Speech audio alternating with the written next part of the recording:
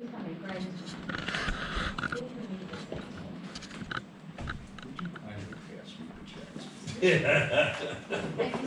were optimistic. Camera's on. That's fun. You need a pen. I say we have plenty of pens. How Here's many a do we special use? pen he How many loves. do we need for a This is my special I pen. don't know, what is it, Miss, We got Melissa, what's our quorum requirement for this? Three. Three. Anybody that was at economic development that didn't take a copy of the Imagine Burke's handout, do you want I it? didn't get one, I'll take one. So, Dave's the alternate, Did you get one? we use him You can as read it the on your quorum. plate tomorrow. Yeah, that'd be another. Yeah. Here, I got that long list for these.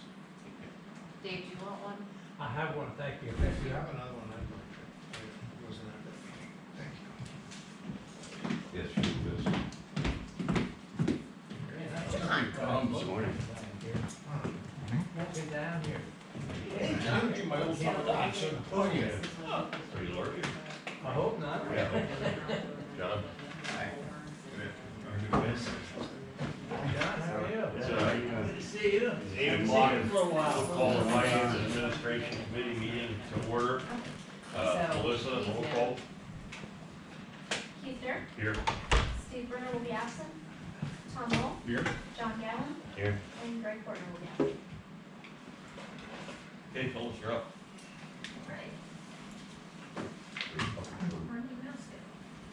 Good Oh, morning. I'm sorry. Sorry. Jay, go ahead. I don't have any long thing to say. Just a few quick additions from yesterday's meeting. First of all, something that has not been discussed is incentivizing the residents to produce less and going to a system that is consumption based. You know, just like Marianne said, with bags or, I don't know, there are many options. It's not like we don't have options. Would help reduce. Mascaro or whomever contracts this has no incentive to reduce our trash. And Bill, to your comment yesterday about being a community, I was born under communism, lived there until I was 27. That's how our gas was built, bulk. So the whole building was paying, you know, was just divided by the people in the building. And stupid were those who did not use gas. So this is not a community. This is a market economy. What you're saying is communism. So I think it's, A lot of things I've never called. That's a That's a new one. That's a new one. well, this is how communists did it. So, but you wanna, I didn't call you anything. I said this is what would be. So I think it's a good example, and I think it's something we should stay away from. I think it incentivizes people to buy bulk, it incentivizes them, and just another thing I wanna throw is, right now we have technology, we have bags that are compostable. And we can use that. They do not present a problem in the landfill or for the recycler. So we can use that and we can discuss that. But I urge you to look at it from a different matter. A flat fee that is small, 20 bucks there, it's fine. But when we're getting into $100 flat fee, or whatever it will be, it's not easy. People cannot afford to pay $100, you know, for a little bag that they put out. It's just a lot. Okay? And quick about something I saw on the agenda. Yes, please allow people to obtain documents without the burden of a right to know. Please, I'm sure they can be posted on the website.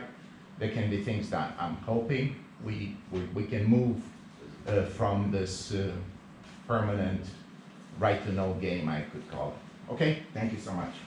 Thanks. And just for those that weren't, he's referring to we got a huge increase in our new trash contract. And that'll be on the agenda today to discuss as part of the trash issue,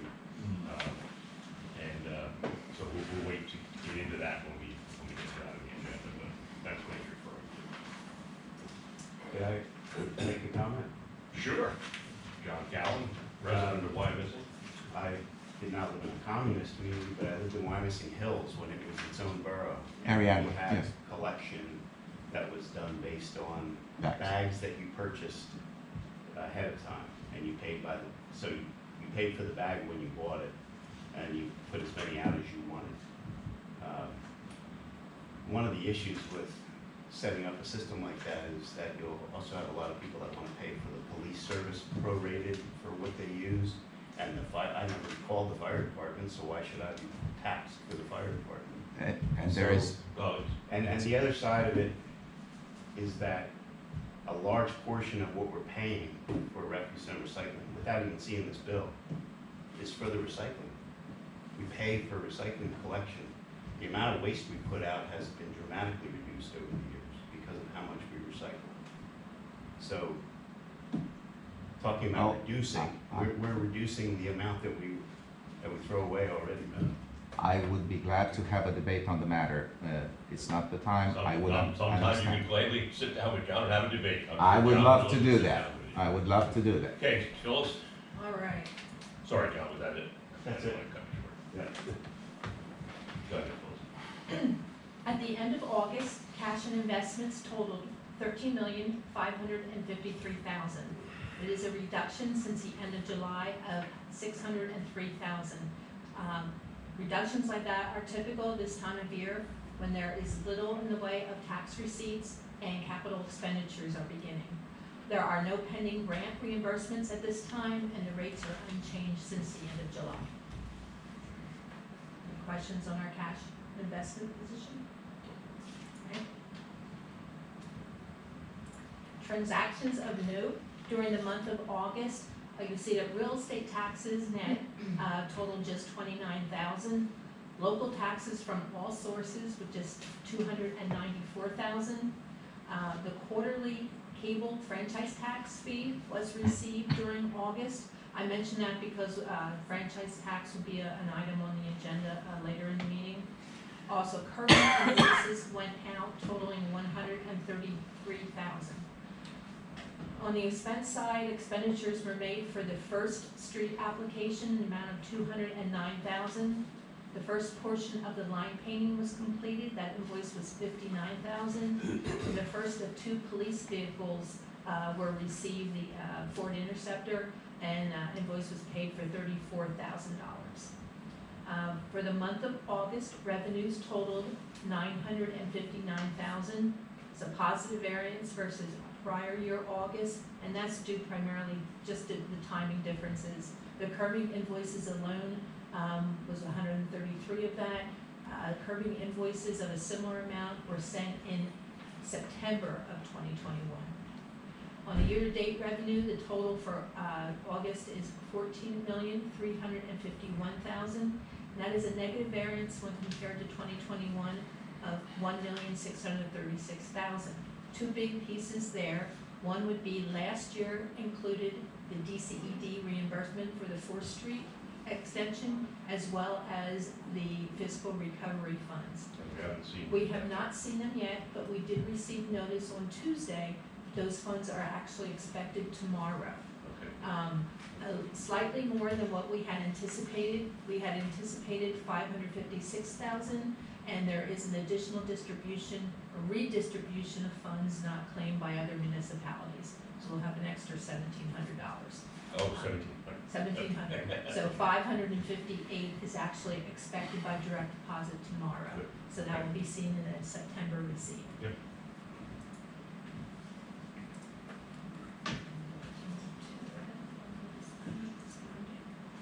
Expenses for the month of August totaled $1,685,000. It's a positive variance compared to last August.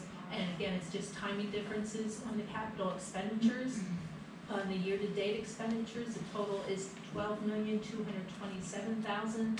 The variance versus last year is because of the 4th Street extension that had been paid for, as well as the delay on several of the capital projects that were occurring this year.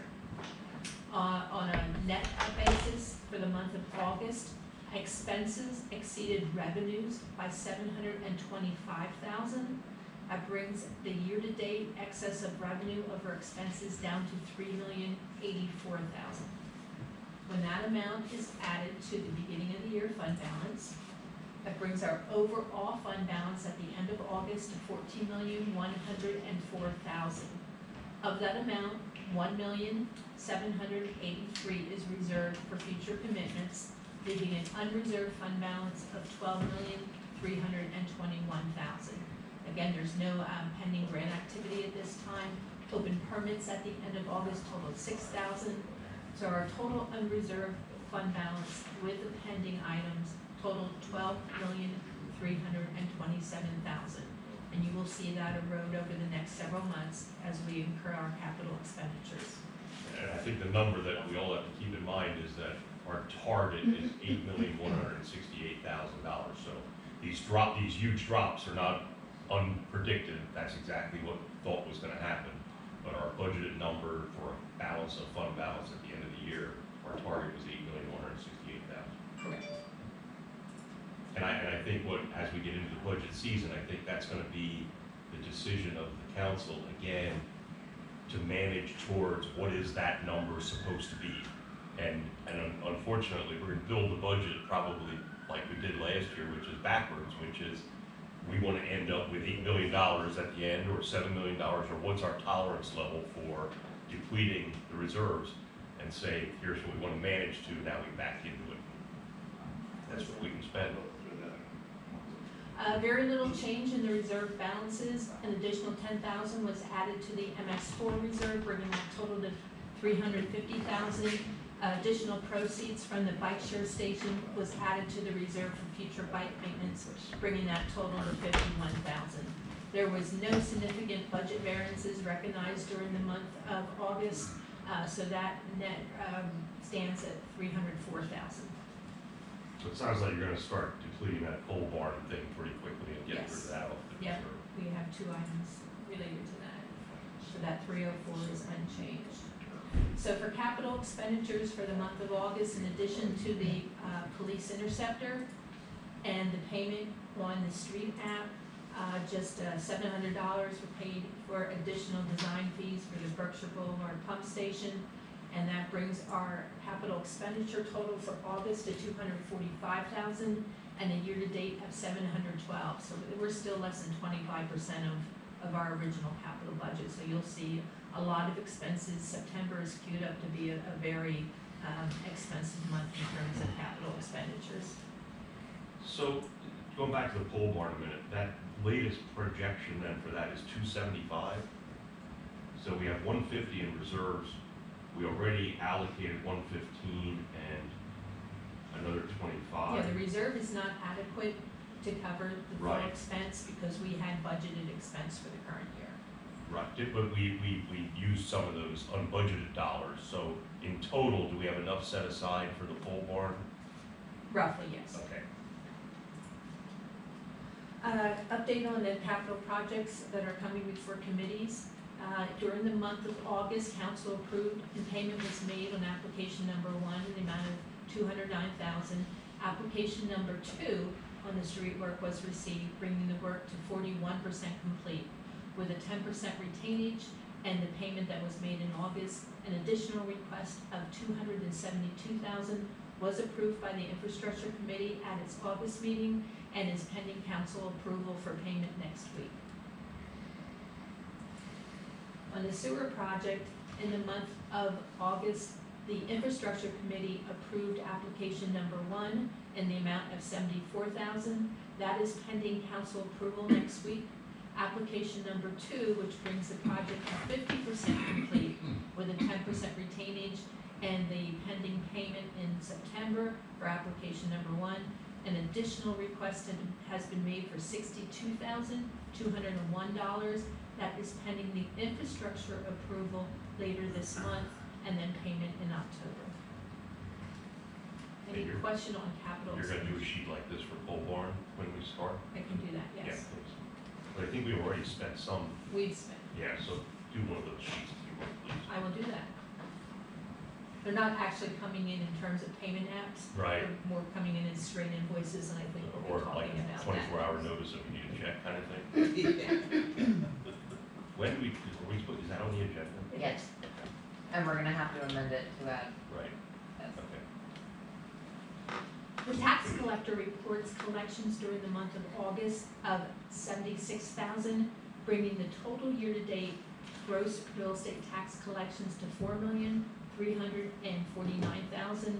That is 95.6%, so more in line with prior years than we were at the end of July, leaving an uncollected balance at the end of August of $198,000, or 4.3%. Of the amount that she collected, the $76,000, that was received in a check earlier this week, so that will appear as a September receipt in the borough's financial statements, so that the gross taxes collected by the borough during the month of August is limited to July collections that were received in August, $25,000. When penalties and interim taxes are added to that $25,000, net real estate taxes collected during the month of August were $29,000, bringing our year-to-date total to $4,323,000, and that is a negative variance of $102,000 versus last year. Local taxes for the month of August from all sources totaled $294,000, bringing our year-to-date total to $4,325,000.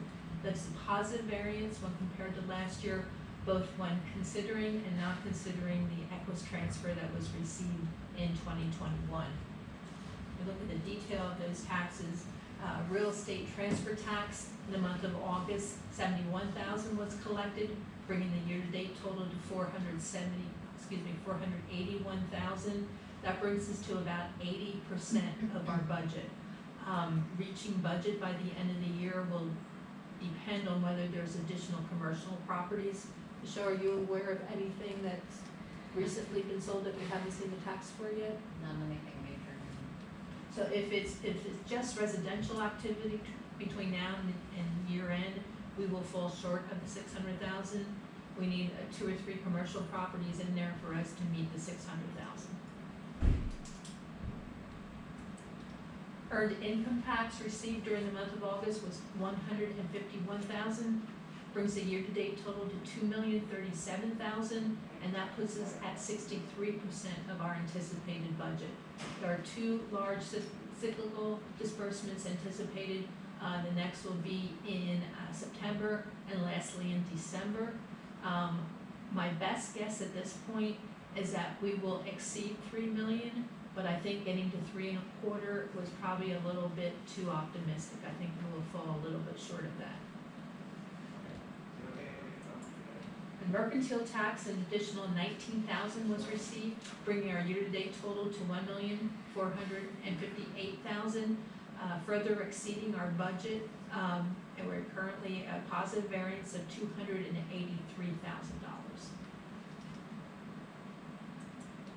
The local services tax follows the same distribution schedule as the earned income tax. During the month of August, $51,000 was received, bringing the year-to-date total to $347,000, with distributions expected in September and again in December. I think we will come close to budget on the LST. Okay.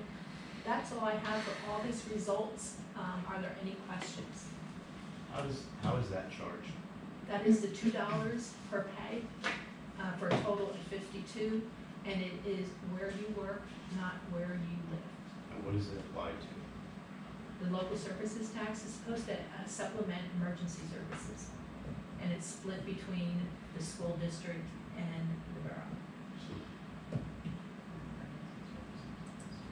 So with the August So it's only, results, it's only paid for by people who are employed, correct, who have income. correct. So with the August results distributed, I have sent to all the department heads their worksheets to begin work on the 2023 budget. I've asked that those worksheets be returned by Friday, the 16th of September. So between then and our next regularly scheduled meeting, which will be on Thursday, October 6th, I'll be working on year-end projections as well as gathering all the information from the department heads and filling in all those that are in the general categories not assigned by department heads. Last year, following our October meeting, we scheduled some special budget meetings. If we want to do the same schedule for this year, we would discuss at our October meeting the scheduling for additional meetings. So no action is required at this time unless there's a desire to add additional meetings prior to the next regularly scheduled meeting.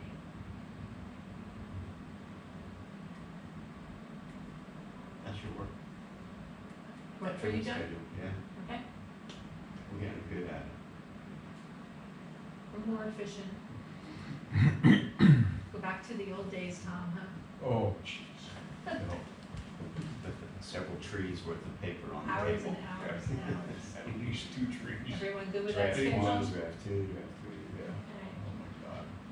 I think then our next items on the agenda are the pension items.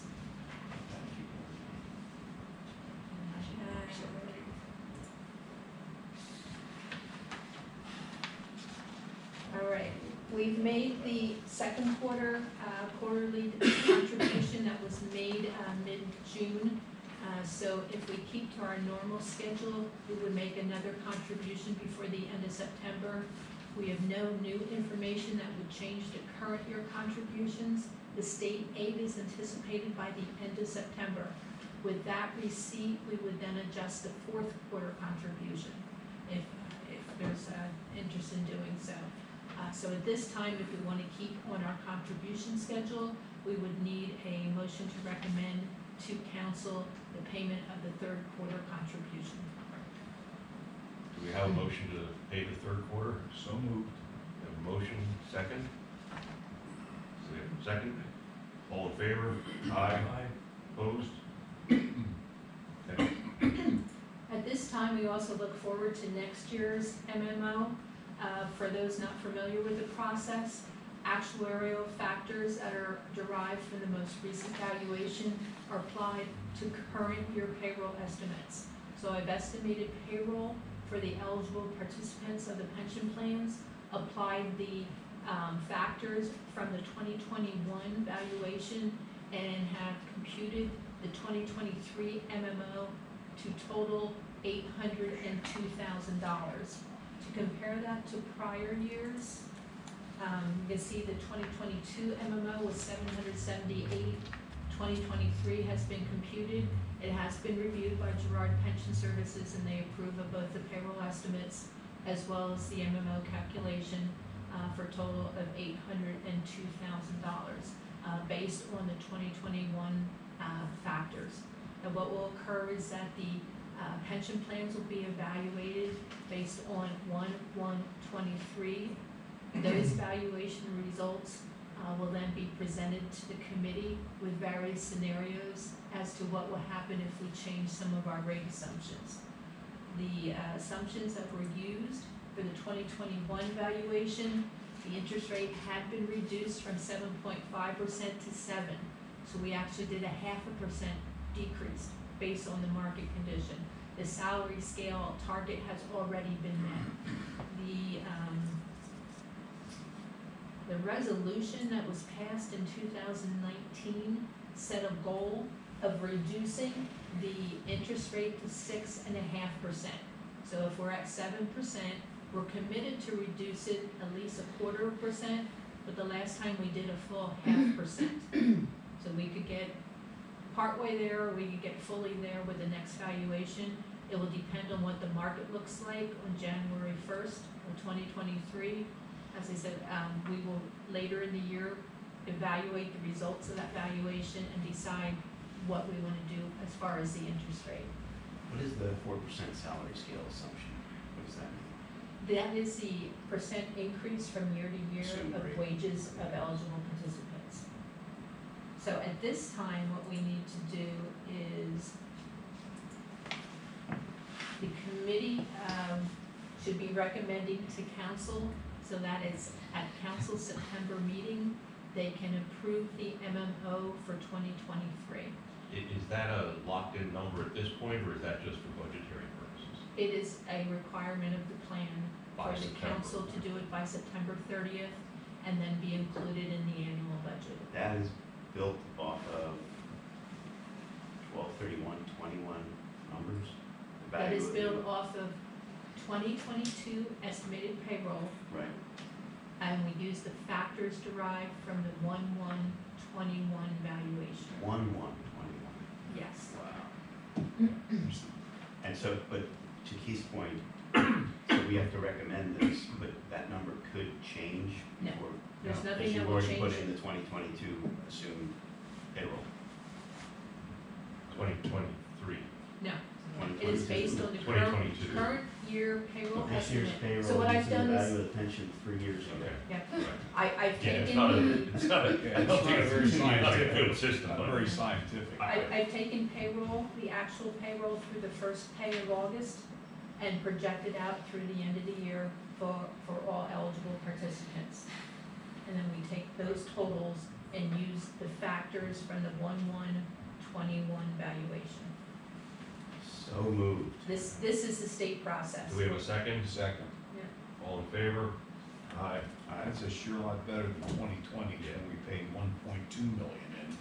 Well, we keep paying in. All right. We've done really well at reducing the rate of return too. Yeah.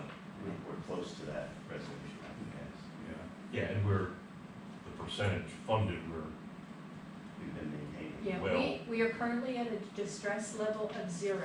Right. Because our plans collectively are over the 90%. That number will be reevaluated with the next valuation. Paul Brass would be very happy with that one. Okay, Phil? Extremely happy. The next is a discussion about right to know. Michelle, you can. You want me to take the lead? Yeah, probably. All right. Before I go ahead, can I just ask one thing?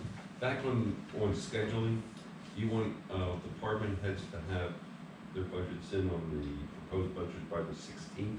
That gives me time to Okay. pull everything. It's a moving document, it's a work in process. Okay, it's not cast, Oh, no. because the library, well, I understand that, but the library doesn't meet until the 19th to approve their, I know they have it completed, but it's not approved No, until the it's 19th. a work in process. Okay.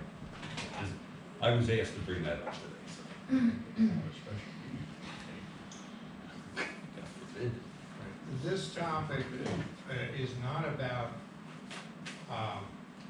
requests from the community for documents.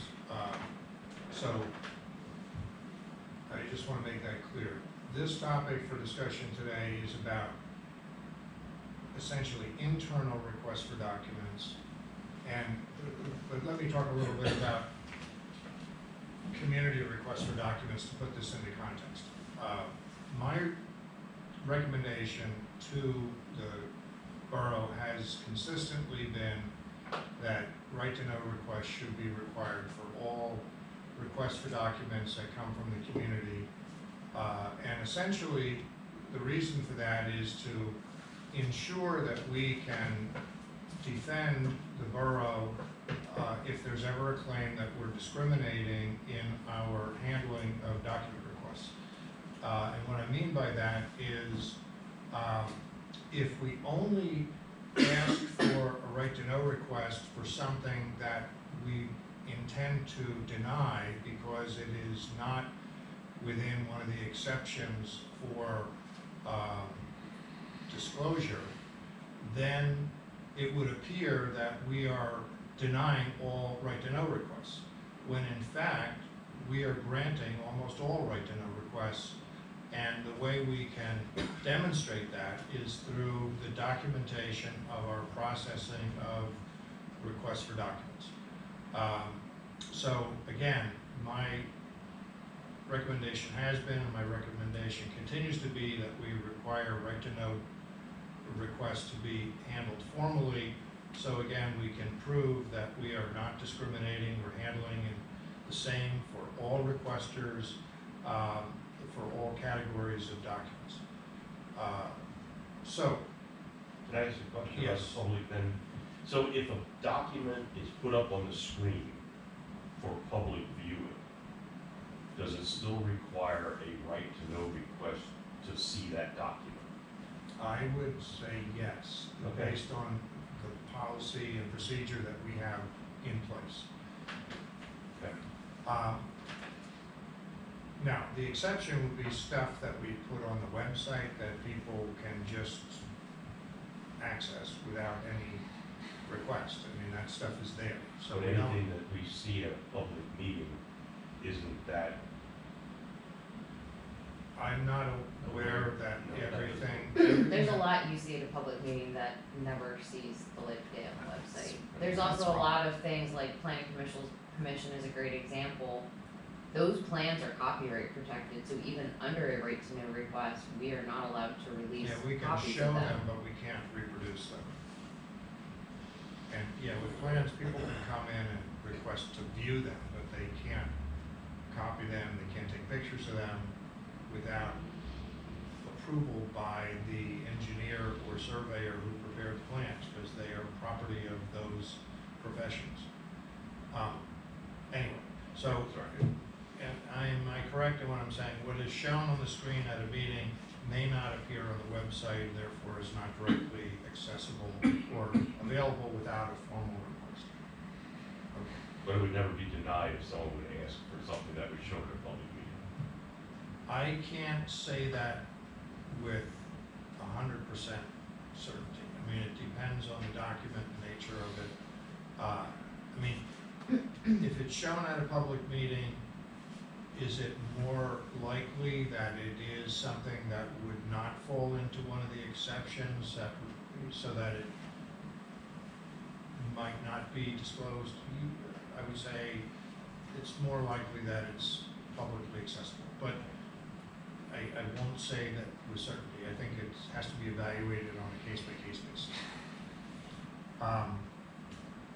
Anyway, so, shifting gears, for the purpose of the discussion today, there have been some questions raised about internal access to documents, that is, requests made by people who are part of the borough organization, meaning members of council, members of committees, members of commissions, for documents. And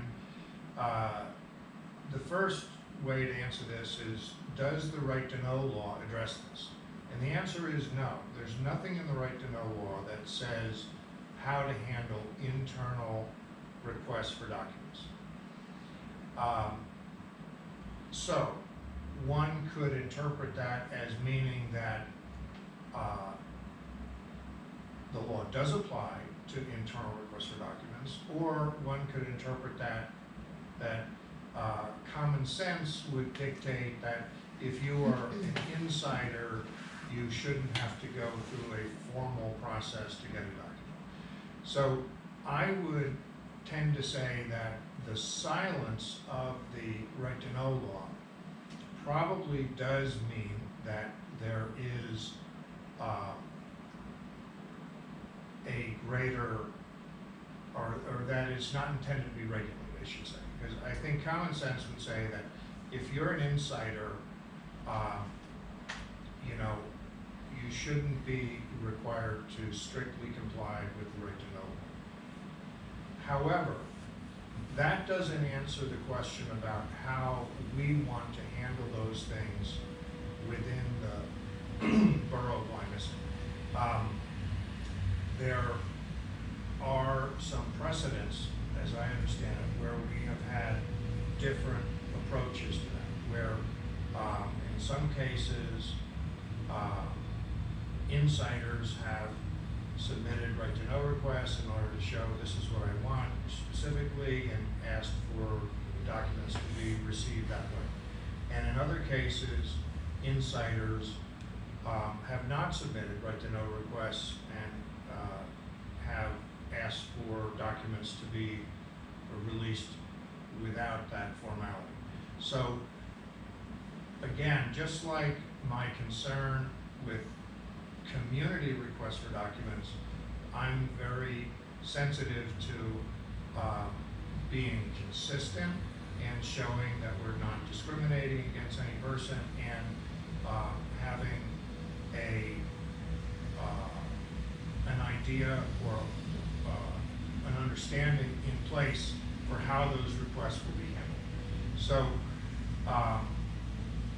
the topic for discussion is, what is the committee's feeling about how to have an internal process for the borough government to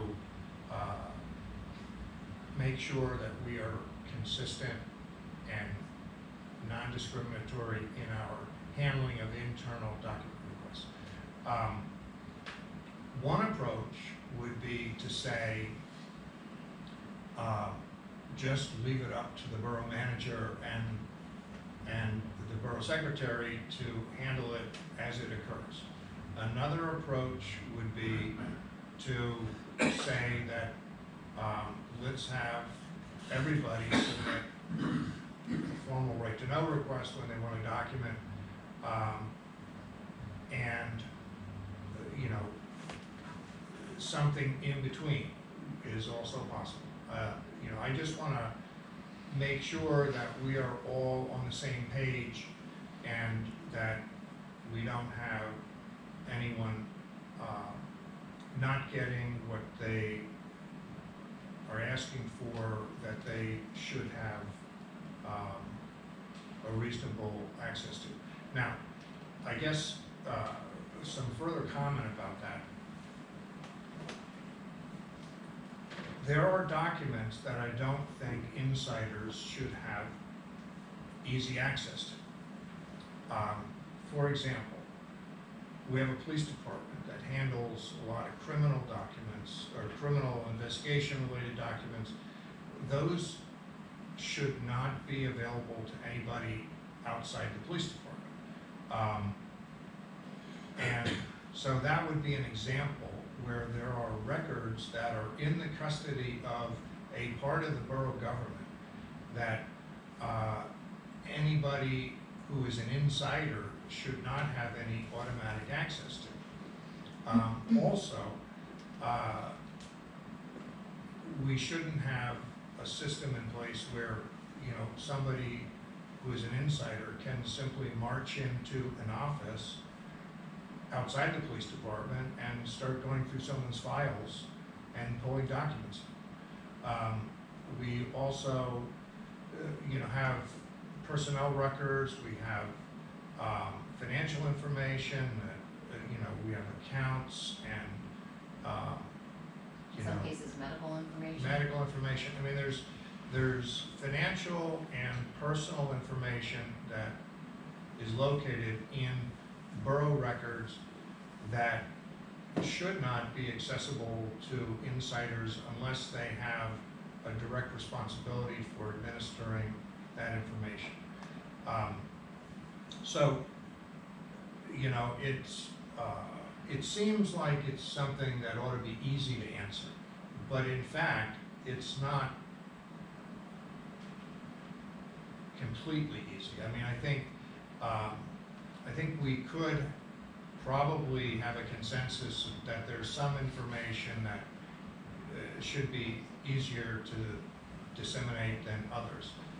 But, I think we ought to talk about it, and, that's within the jurisdiction of this committee. This is the administration committee, or has the responsibility to talk about these kinds of issues.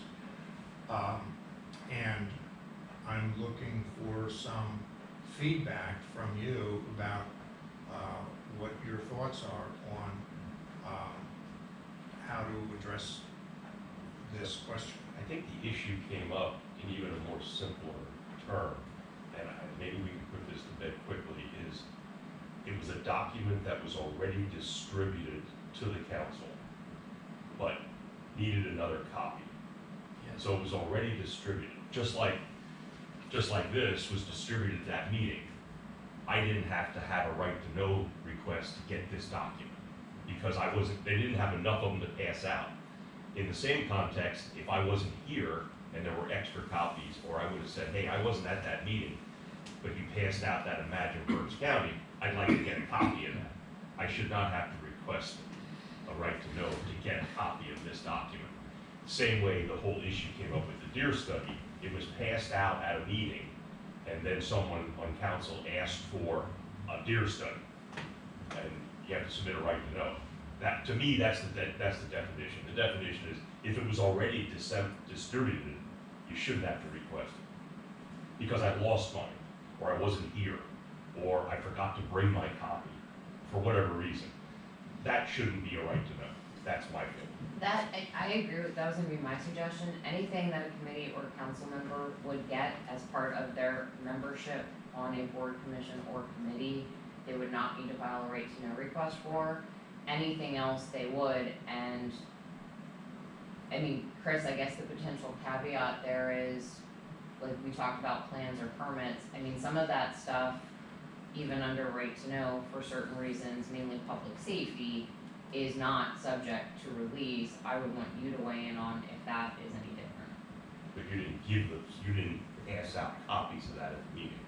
No, but a lot of times we send them electronically to the planning commission. You know, it's something we haven't discussed, I don't think, with the planning commission, but they shouldn't be reproducing those or disseminating them. And, you know, it's probably something we should talk about just to make sure the planning commission is aware of it. We internally have also had a conversation about stressing the importance to committee members, board members, and council. There are documents you receive that you are privileged to receive that you should not be reproducing or sharing with other members of the public because they may not always be subject to disclosure under right to know.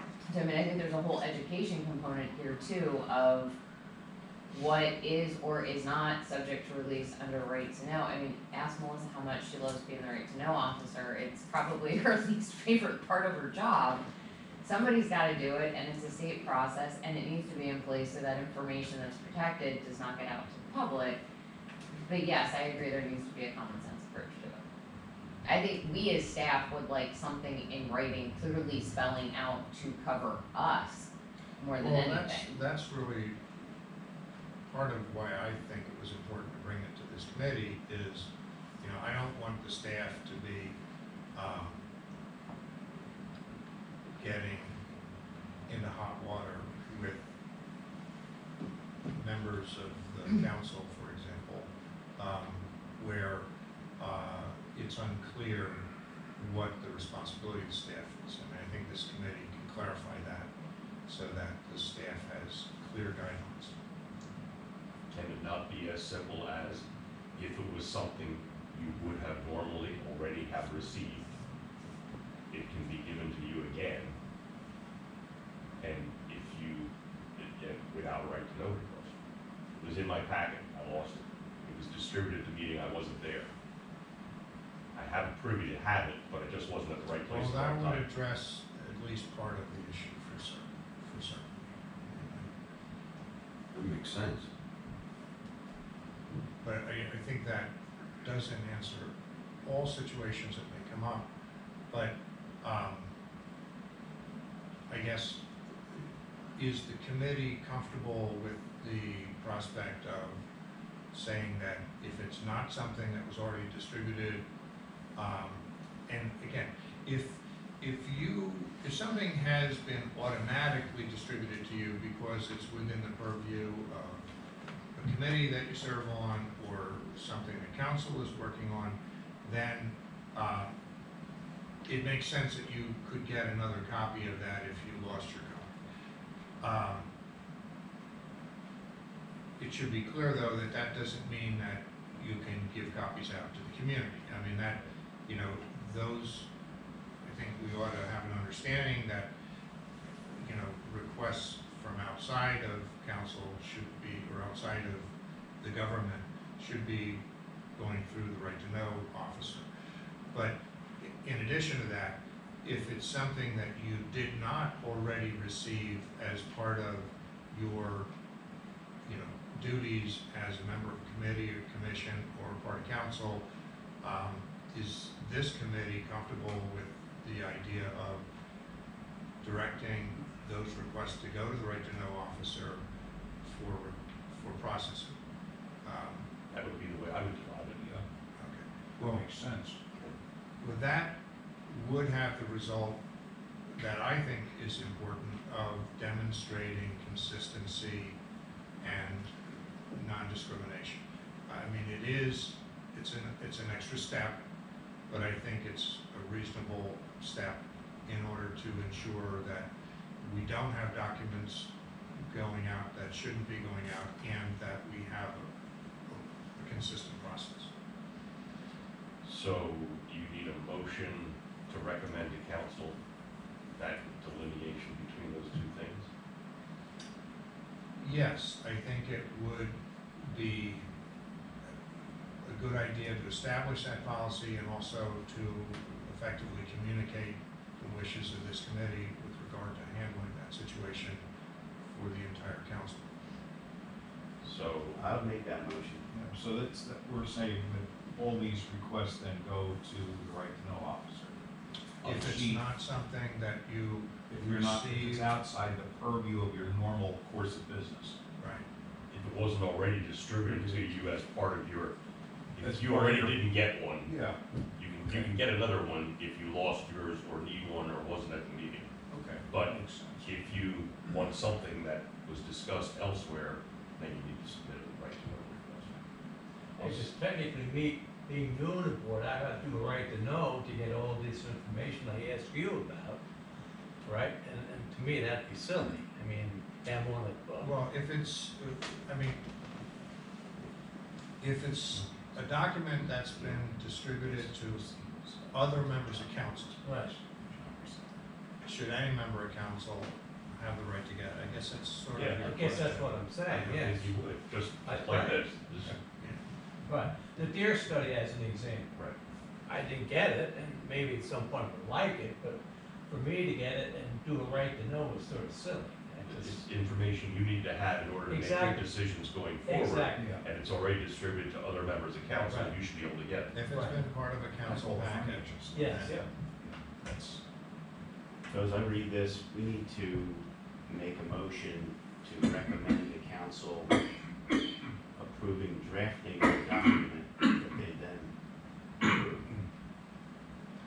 well, Approving we don't have to literally follow exactly what's on the agenda. I mean, if the motion deviates from what's shown up there, But it sounds like it's to draft a document that would then go to council for approval, is what we're making a motion for. Well, the minutes of this meeting would be yeah, I mean, sufficient. yeah, I think the minutes of this meeting, if this committee has a clear idea about what policy should be, then the motion can embody the policy, and the minutes of this meeting can be the recommendation to council. And Can what we I just will- put words common sense into the motion? You can't comment. There's the word, Ah. there's the key word. I guess the question is that sufficient for, Well, what I'm gonna do Or is staff. take that motion and basically copy it verbatim, and that's gonna be the policy. okay, so I mean, that clears up the gray area for you. I thought we have to draft a policy. The motion basically is the policy, I mean, you're spelling out, Okay. As worded here. No, No. there's nothing up there. I mean, what's on the agenda is simply a way to try to frame discussion today. But if you're ready to go beyond that and to say, this is the policy we want, let's go there and not drag it out. Do it. As long as, so Michelle, that's okay with you, that clears up the gray area for you guys. Yes. Because that's where the problem started, is putting you in a bad situation to not know what to do. So Yes. You're clear, you're okay with the way that's expressed. I would say any, You just tell them to talk to Melissa. Well, of course. I would not do that to Melissa. you know, if they don't like the outcome of, or the decision, you know, the final decision would come from the borough solicitor. You comfortable with that? Sure. Well, I mean, in a lot of ways, the No, I'm final, just saying there's something, well, I want this, you know. in a lot of ways, the final decision would come from the borough solicitor, because if we ever have a question as to what's able to be disclosed under a right to know Right, request, you're we're gonna going go to to him Chris. anyway. So let's just have that in there to Has this come up, like, other than that one issue, or are there other issues that have come up in the past from the same individual? That I'm aware of, no, I'm trying to stop them Okay, before they happen. okay.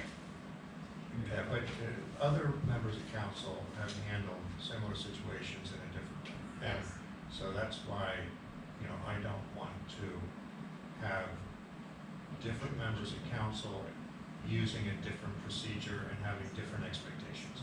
I want all members of council to have the same expectations and for the same procedures to be applied. So we have a motion and a second on the floor. All in favor? Aye. Opposed? Is the motion clear? Okay.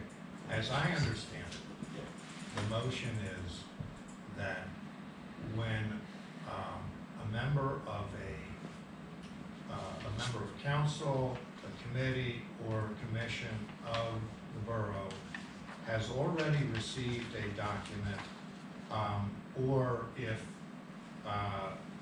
prior to that individual's membership on the council, committee, or commission, the document was distributed to members of that council, commission, or committee, then any member of the council, commission, or committee can get a copy or an additional copy of any document that was received by that council, committee, or commission.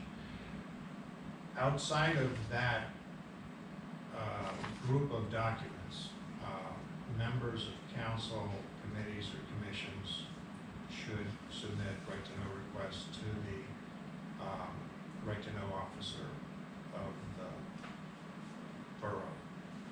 And the administration of this policy will be applied to the extent possible with common sense and with the advice of the borough solicitor when there are questions in the administration of the policy. Now, what I just said, I'm sure, could be repeated with 75% fewer words, but I think I covered the You're a intent. lawyer, we know. And if the borough secretary wants me to edit what I just said to try to make it less wordy, we can certainly accomplish that. But is the intent now clear? Is there any doubt about the intention? We should let Melissa do the second. All right, good with that? I am, but John wanted to hear it again, so Yeah. are you satisfied with I that? think so. Okay. Just wanted to be clear what we were voting on. Right, I was moved, yes. Cohen Law Group issue, service All right. electric franchise.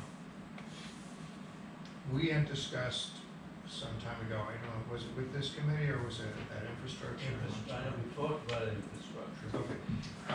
Service Electric wants to establish a cable television network within the borough of Wyomissing.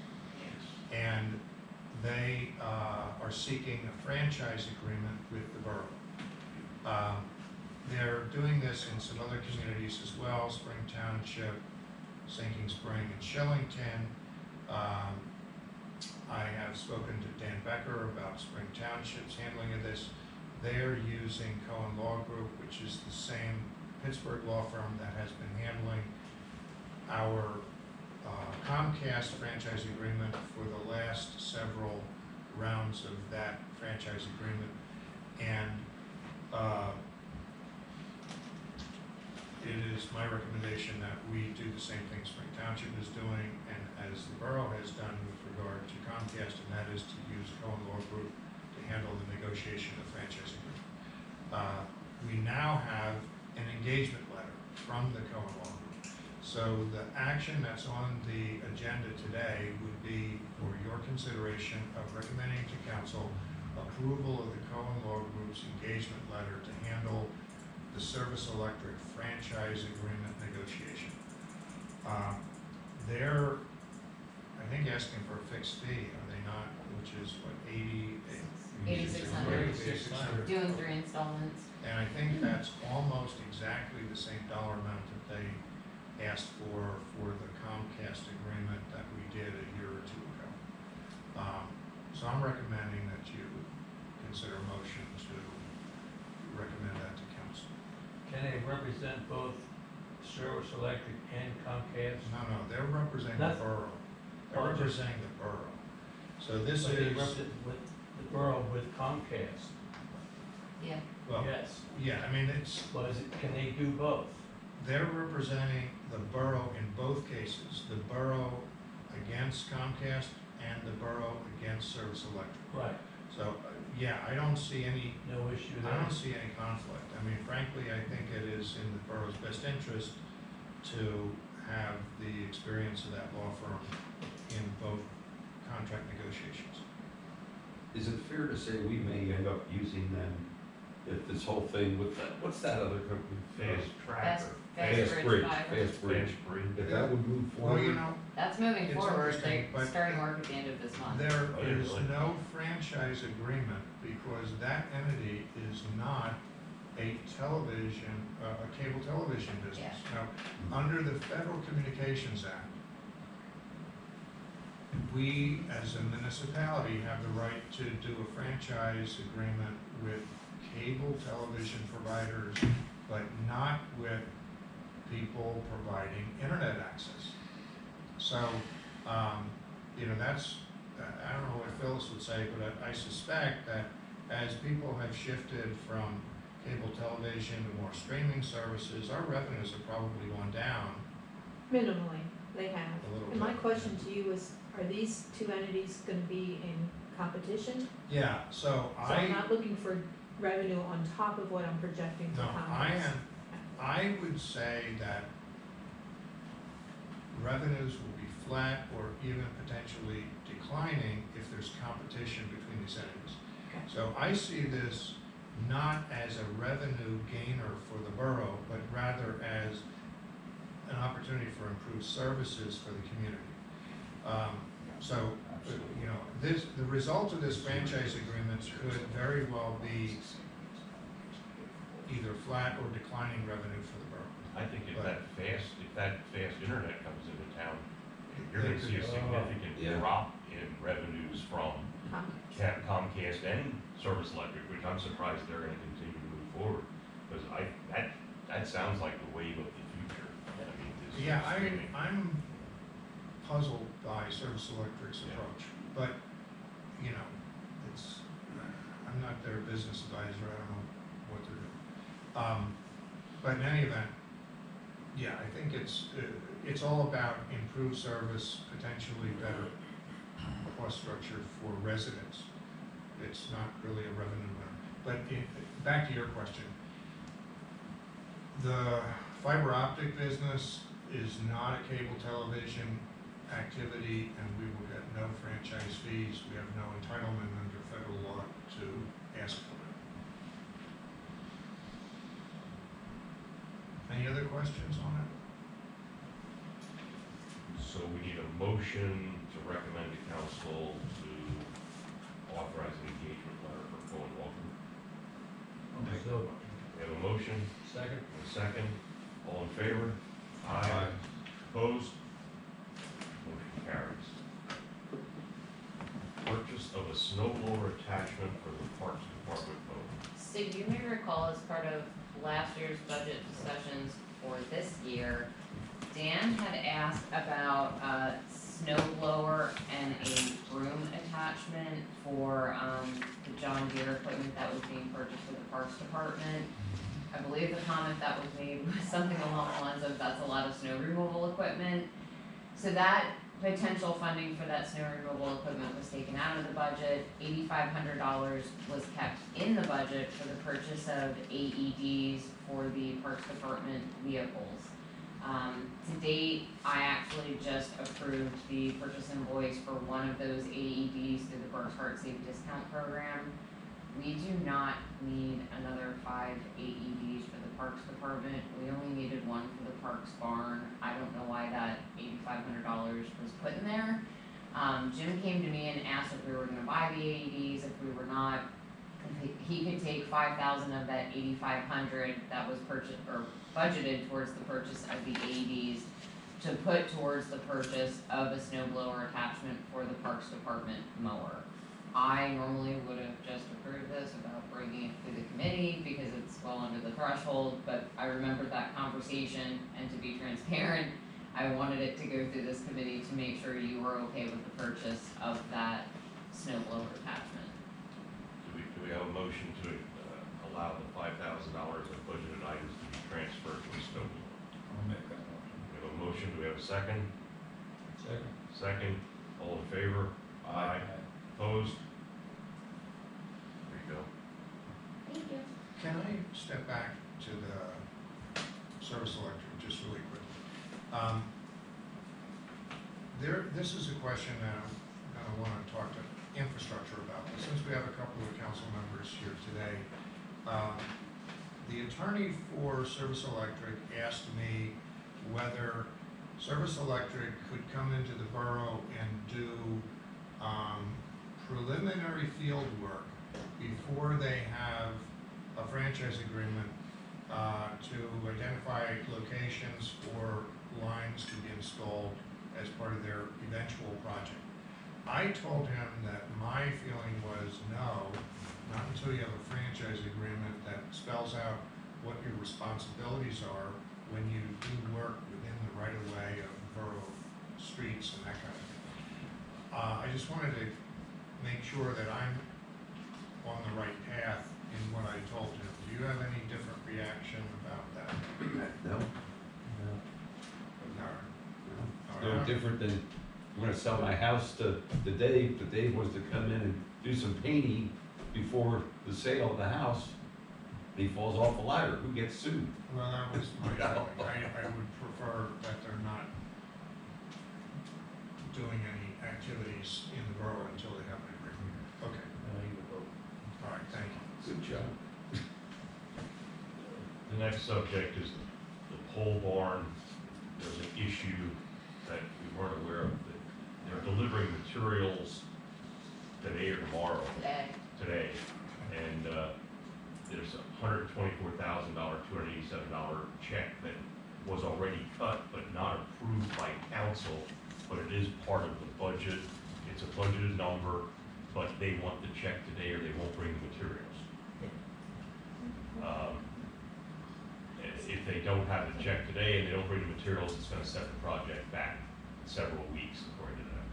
But they won't do it without it. So it's already an approved expenditure, so we just need a motion, but we are gonna do it ahead of council. I'll make that motion. We have a motion and a second. I'll second. All in favor? It's signed, it's in there. Yeah. And So then- what about the other check that You're gonna need to make a motion to amend the agenda to talk about paying the $50,114 due when the trusses are set, which is going to be next Wednesday. So I'd like to make a motion to amend the agenda to discuss an additional payment to Pioneer Buildings for the trusses for the pole barn. Do we have a second? Second. We have a second. All in favor, aye. Aye. Public comment? Public comment about the motion to talk about the pole barn. Okay. So unbeknownst to us as well, the Pioneer Building is asking for a prepayment of the trusses that are being delivered next week for $55,000, which is all part of the pole barn project, which has all been approved by council. But we were gonna have to prepay it when they deliver the trusses, or they won't deliver the trusses. So I'll make a motion that we authorize a check to be cut for that. It's in the box We're that gonna hold it until next Wednesday. Tom already signed, and we'll give it to the trust people next week. For the 50,000 Or also. do the 124 plus the 50. Plus the The project's approved for $275,000. So it's in the budget, it's been approved, the extensions have been approved, it's all approved. It's just a question of timing of when they get paid. And we didn't know they were requiring payment at time of delivery, which they are. And so rather than holding up the project, we're making a motion at this committee. Are we okay with that? So we have a motion and a second, all in favor? Aye. The ayes have it. Okay, 50/50 sidewalk program. This is coming from infrastructure as well. Some of you may recall the gentleman that came to council last year that was asking for the addition of crosswalks in the Wyomissing Hills section of the borough near the Wyomissing Hills playground and the Wyomissing Hills pool. We had originally thought, Jim thought we are capable of doing that work in-house, however, for us to do it in-house, it would take about 2 to 3 weeks versus having our street contractor do it as part of their contract. The cost came out to $46,400. So if infrastructure spoke about this at their meeting last month, their recommendation was to send it to finance for approval of having our street contractor, H&K, do it as H&K is not the 50/50 sidewalk contractor. I forget who that is off the top of my head, but It's affordable. LT Affordable. Construction Enterprise, is that it says on LT? here. I haven't seen a contract with Invoice. them yet, But to have the contractor doing the 50/50 sidewalk program do the handicap ramps and crosswalk for this project at a cost of $46,400. So where is this in the budget process or the capital expenditures? We've budgeted for the 50/50 sidewalk program. It's part of our street reconstruction budget. This would be in addition to what has So already it's, been budgeted. this is totally just over the budget, 46. Yes. Not that we shouldn't do it, but this project started as a, hey, why don't we put a ramp in, and all of a sudden it became $46,000. This project escalated It's very actually quickly. 4 ramps, but yes. Yeah, but There's no it- 50/50 part of it, right? No, because it's our project. Yeah.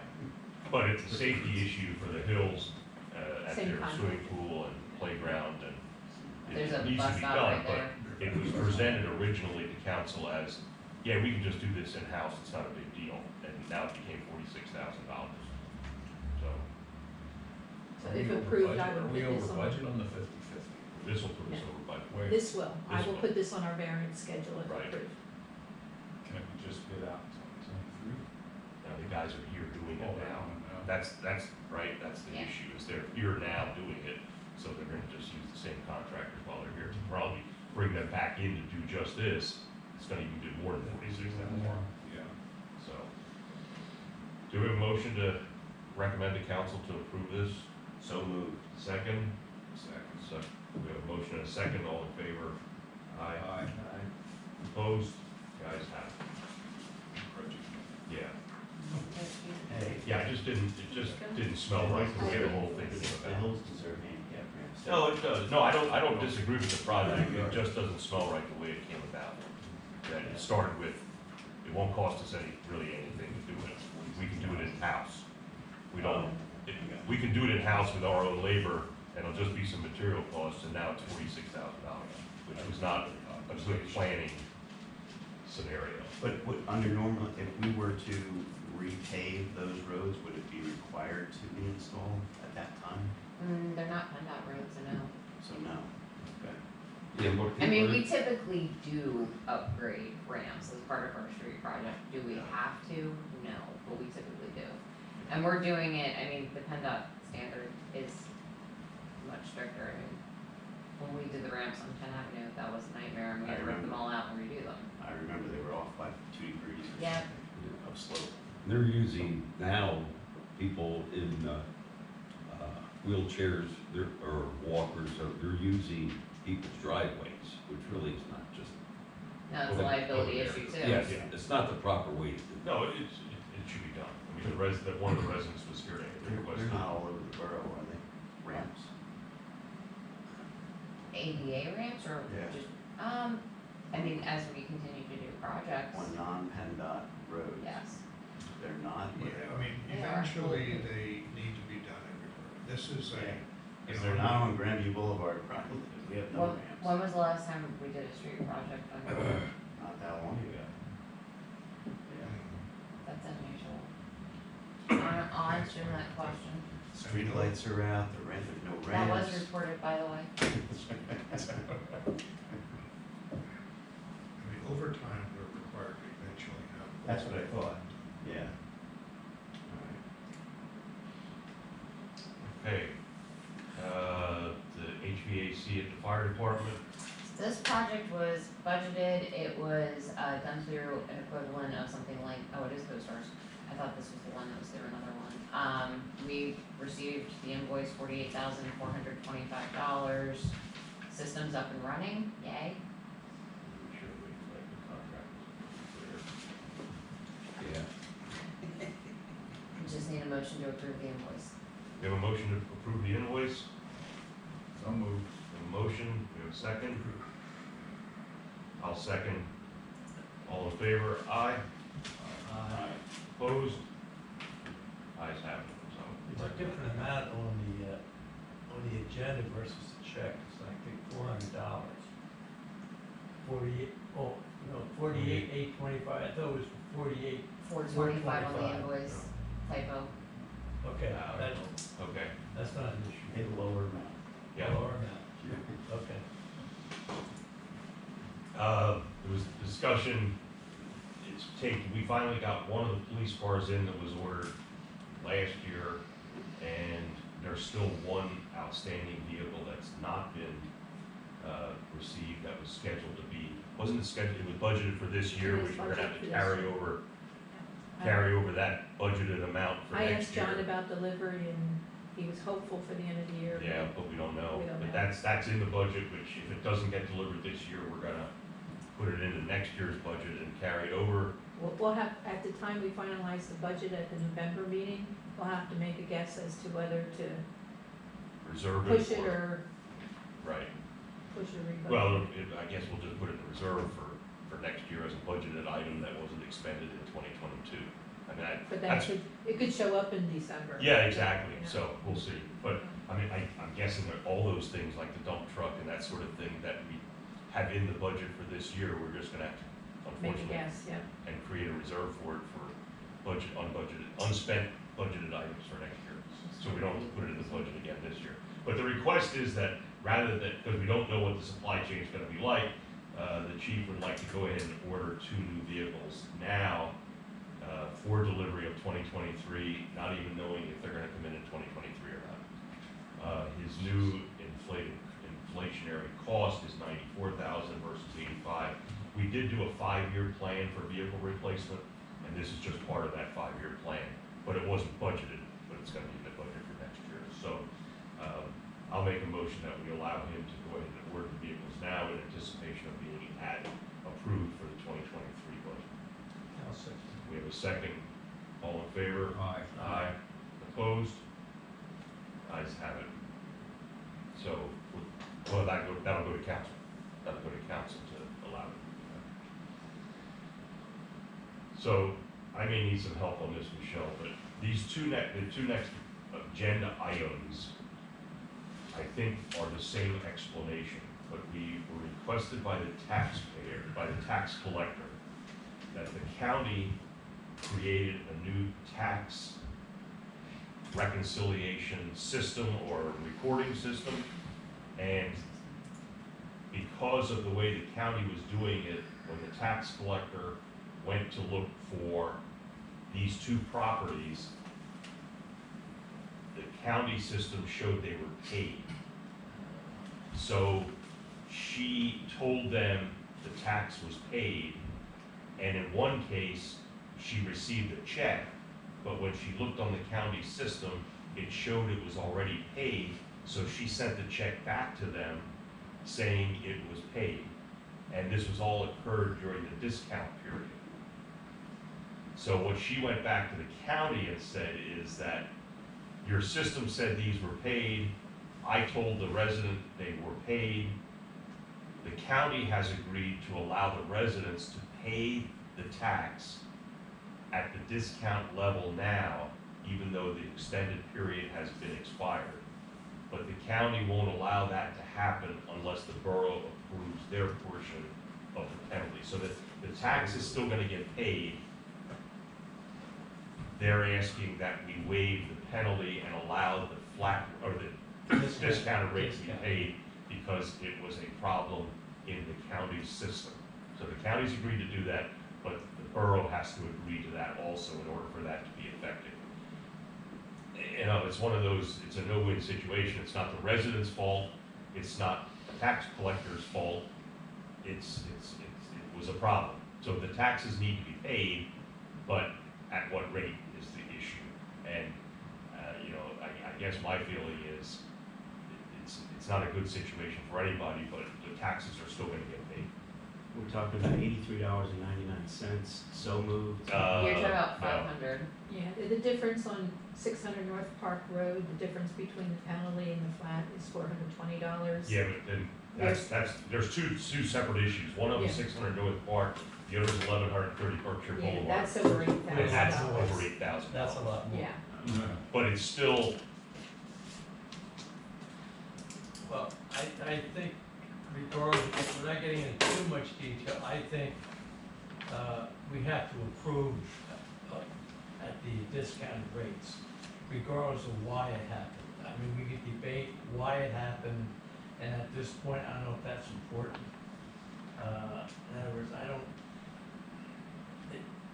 they put a new system in last year without much training, but I also think there might have been some, sloppiness, if you will.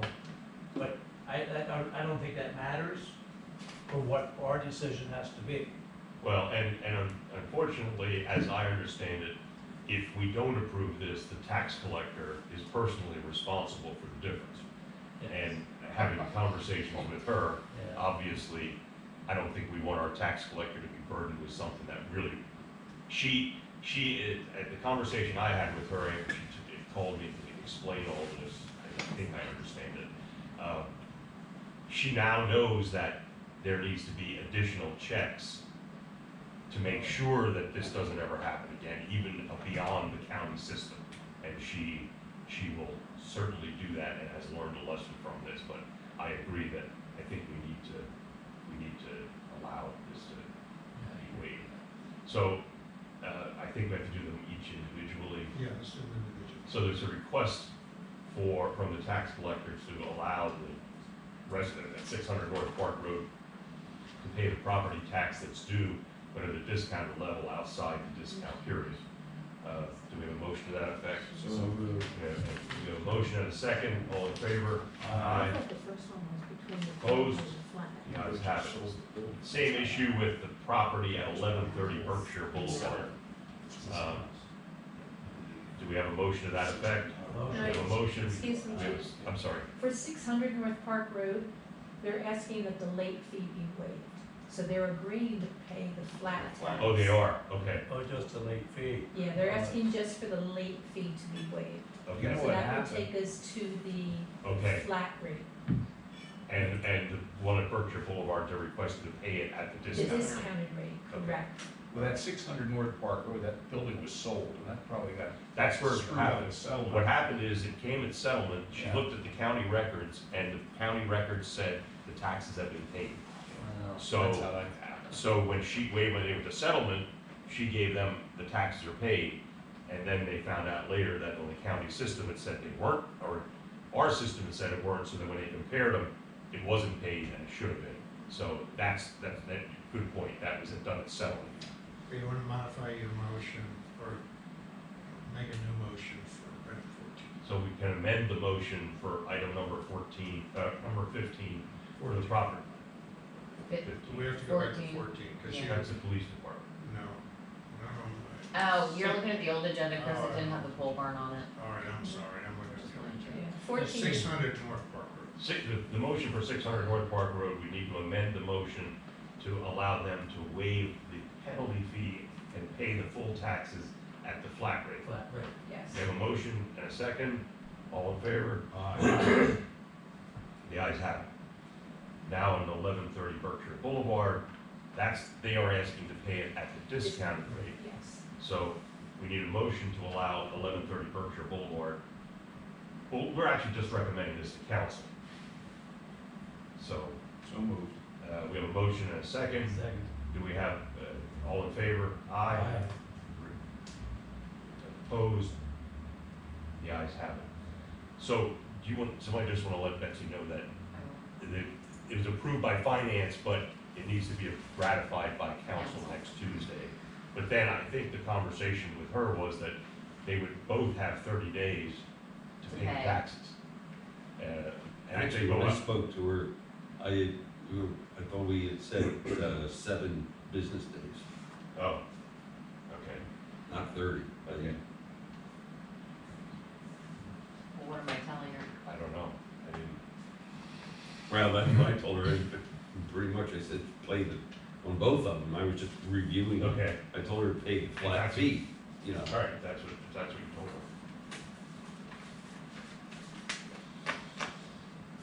Okay.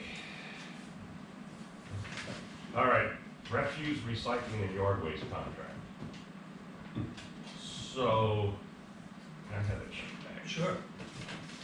So, the bottom line here is from, it came, and I don't think we need to make a final decision about this today, but we're gonna need some additional information for the budget process.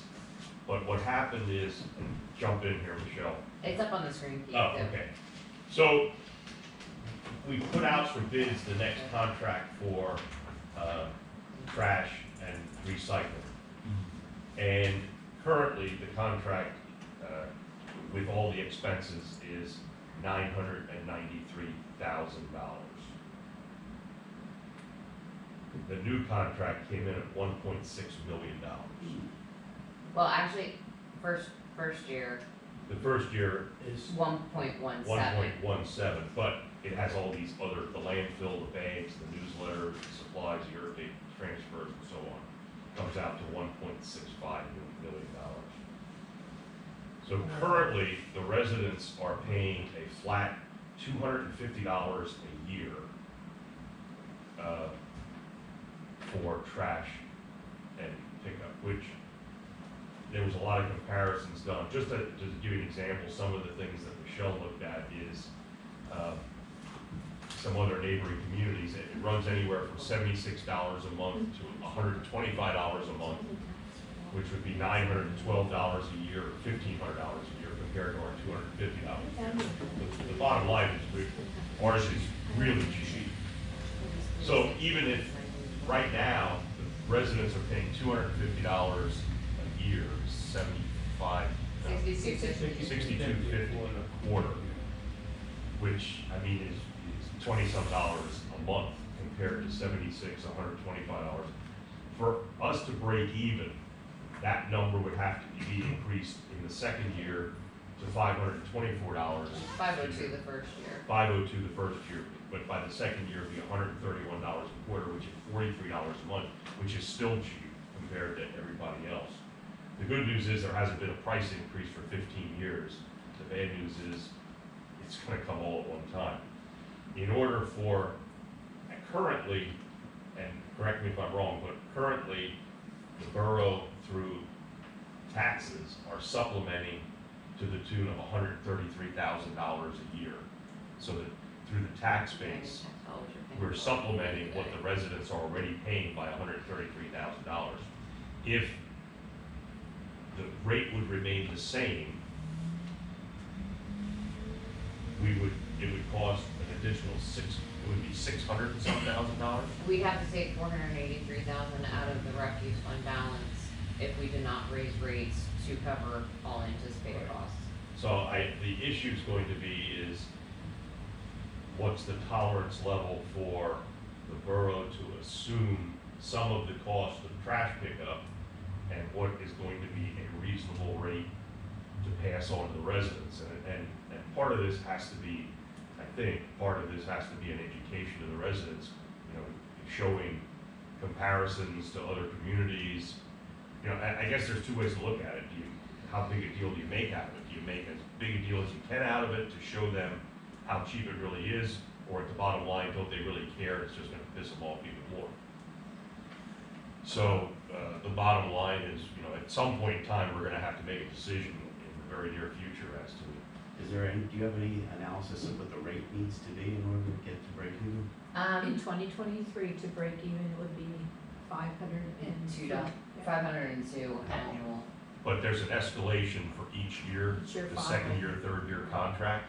And Tops just out, I think, at looking at it from the second year, so it'd be an average between the first year and the third year, it's $524 a year compared to the $250, or $131 a quarter compared to $62.50 a quarter, or it's double, or, but $62.50 for a quarter to have your trash picked up once a week, your yard waste and your recycles. It's pretty cheap. And a What bulk is the, sprinkler. I'm sorry? And a bulk sprinkler. Right. The contracts have escalated over the past years, according to the Consumer Price Index. We had a contract and it was extended by the CPIs. So past contract increases have been absorbed by the fund. But with this large increase based on the bids, it's going up, I believe, 67%. The fund balance will no longer support absorbing those How many bids prices. did we get? 2, and Republic submitted a no bid letter. And from what Mascaro presented at Refuse and Recycling yesterday, 2 bids is actually pretty good. So the third company wouldn't bid, just as a background, wouldn't bid because they only would bid if we would agree for either us to buy at a pretty hefty number, or them to include in the contract these large wheelers that they said they could pick up with only one guy on a truck and a mechanical arm. The problem is you can't do that all over the borough. You couldn't do it in the alleys, you couldn't do it, and we've, the feeling of speaking from the trash and refuse, from being at those meetings, the feeling was that you've got a lot of elderly people who just can't manage those big wheelies kind of thing. So, yeah, so it was not an option, so only 2 people bid.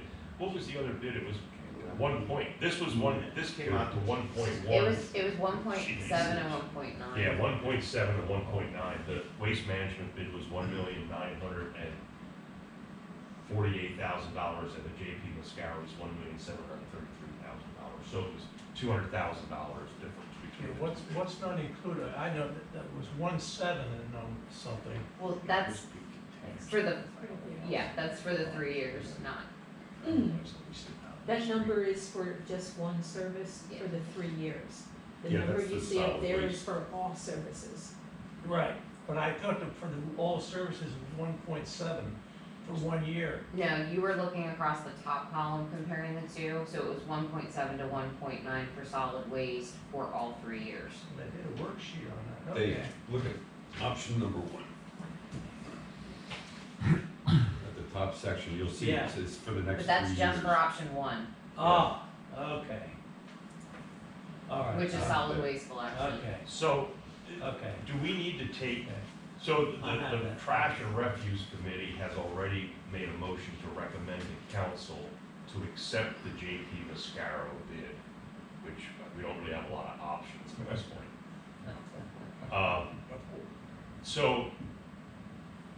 I don't think we really need to take any action on this today. For budget consideration. For budget considerations, Phyllis, I think we're gonna have to come up with what that number's gonna be. For your preliminary planning, Mhm. I would guess it won't be a full rate pass on to the consumer the first year, but it will be something other than the same as it is today. That would be, I think that's from and maybe that's gonna change based on where the budget numbers come in.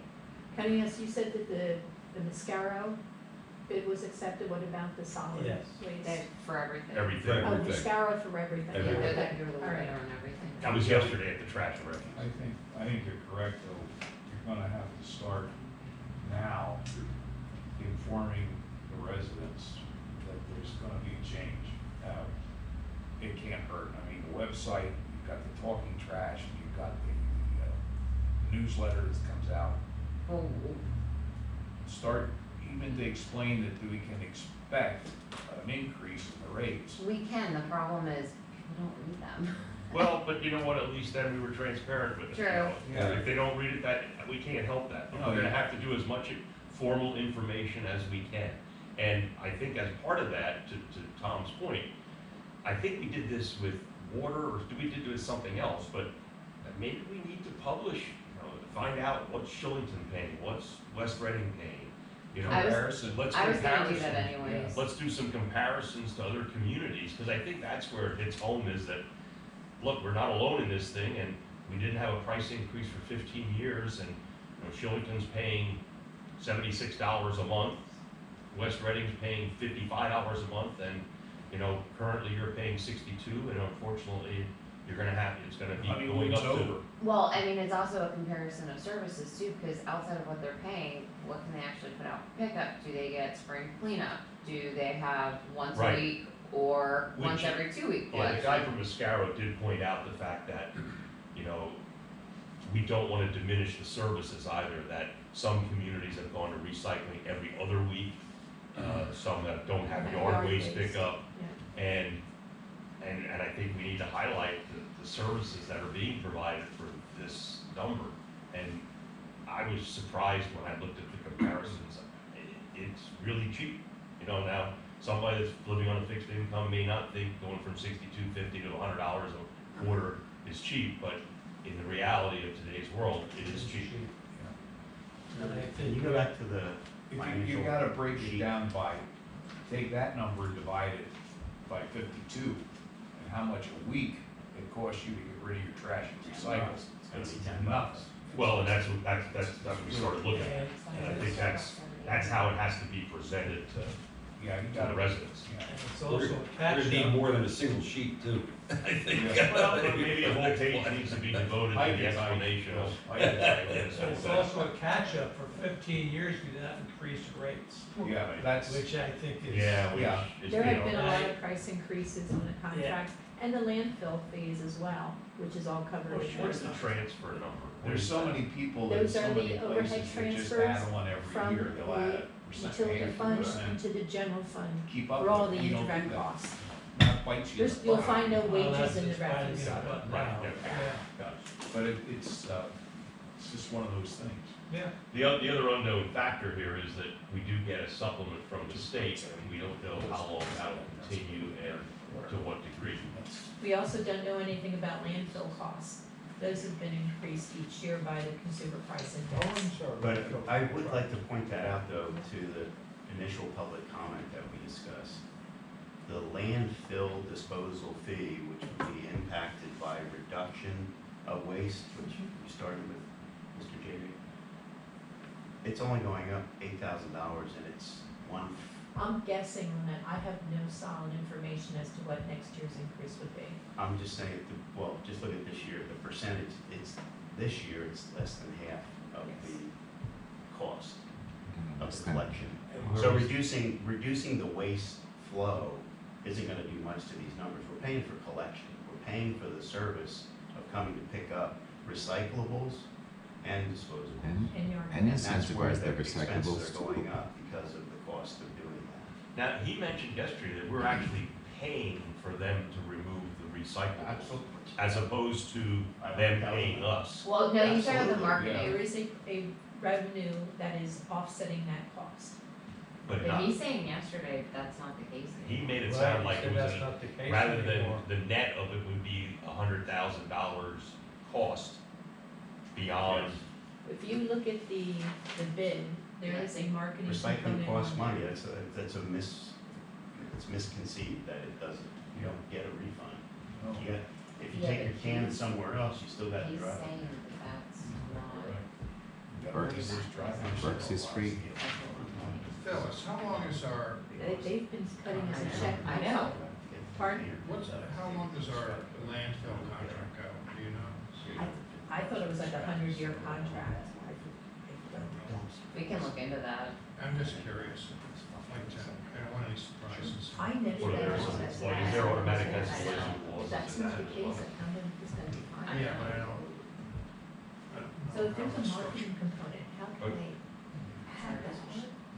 I know, I, this part, I was going to reach out to him. Yeah, I netted that like 81,000. I took the 3 contracts and netted it. I know, cause he's asked me, how did you get to this number, looking at if you actually add up all the columns in the list. Well, that's what the original version did. Yeah, cause I'm like, you're subtracting this number out, cause that's money they're Yes. No, it's not the other way which around.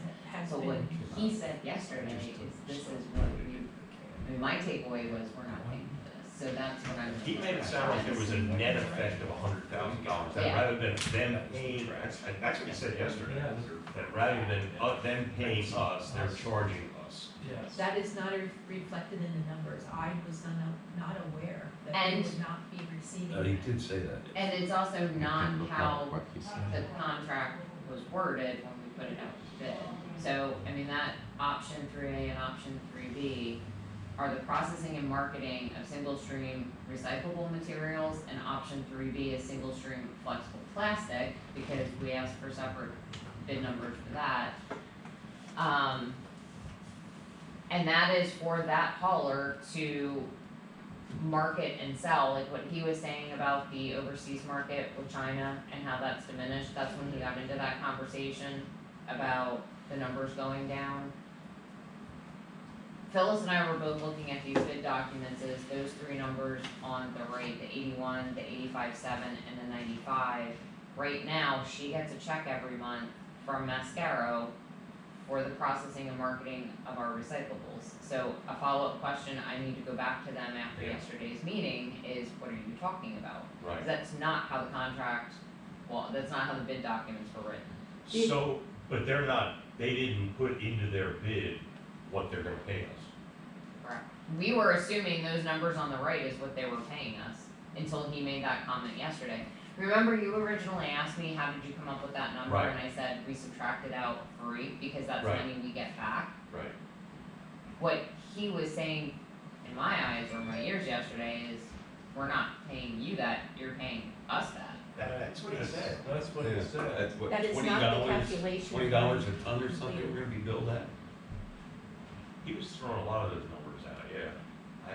You pay that instead of paying for tonnage that you dispose of at the landfill. That's how recycling works. So But we're not paying that now. you're paying it in the collection or somewhere. Well, they're giving us a check though. They're sending us a check on the monthly. We do a monthly check for the service, for the contract service. Right. And they return to us a much smaller amount for what they have aftermarketed Right. for those. Well, we better get a clarification of that. Yeah, there's misunderstanding there, So I have netted down the cost of the three contracts with the anticipation of receiving that 81,000. If that's not the Oh. case, that $502 will be a larger number. Well, you got to add that back. I will have to add it back Absolutely, twice, because yeah, I deducted it. Correct. Yeah, yeah, Right, so it's $160,000. correct. right, Yeah, we better find yeah, out. that's big, Although I got the feeling he was kind of the salesman who wasn't necessarily writing the contracts. he was Well, the general manager. No, he was the He's the salesman. sales guy. Sales. Yeah, he said sales guy. He said sales, the other one was lawyer. Price per year is No, no, that's, Yeah, that's the new contract. right. Right, but then that doesn't include your transfers, your land, it doesn't include any of those. That's I say 160, because we're only going with option 3A or 3B number. Well, in the bulk calculation, I'd have to restore what I deducted Gotcha. and then Add it on top, gotcha.